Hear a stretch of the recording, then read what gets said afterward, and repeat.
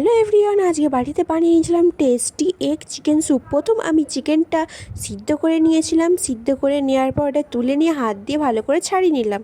ছাড়িয়ে নেওয়ার পর এখানে আমি কিছু গোটা গোলমরিচ ভেঙে ভেঙে নিলাম। নেওয়ার পর আগে থেকে একটা পাত্রে কিছুটা গরম জল বসিয়ে রেখেছিলাম, তার মধ্যে দিয়ে দিলাম ভেঙে রাখা গোলমরিচ, অল্প সরিষার তেল, চিনি, লবঙ্গ, আদা কুচি ও রসুন কুচি দেওয়ার পর তার মধ্যে দিলাম কিছুটা নুন ও পেঁয়াজ কুচি দিয়ে দিই। এইগুলো কিছুক্ষণ ভালো করে সিদ্ধ হওয়ার জন্য রেখে দেবো। রেখে দেওয়ার পর তার মধ্যে দিয়ে দেবো সেই সিদ্ধ করা চিকেনটা দিয়ে দেওয়ার পর ভালো করে নেড়ে নেবো। ভালো করে সিদ্ধ হওয়ার পর এখানে আমি নিয়ে নিয়েছিলাম একটা ডিমটাতে নুন দিইনি, এমনি ডিমটা ফেটে নিয়ে তার মধ্যে ডিমটা আমি দিয়ে দিয়েছিলাম 2 চামচ কর্নফ্লাওয়ারটা গুলে নেওয়ার পর ওটা সাইডে রেখে দিয়েছিলাম। তার মধ্যে দিয়েছিলাম কিছুটা সোয়া সস ও তার কিছুক্ষণ পর সেই গুলে রাখা কর্নফ্লাওয়ারটা দিয়ে দিয়েছিলাম।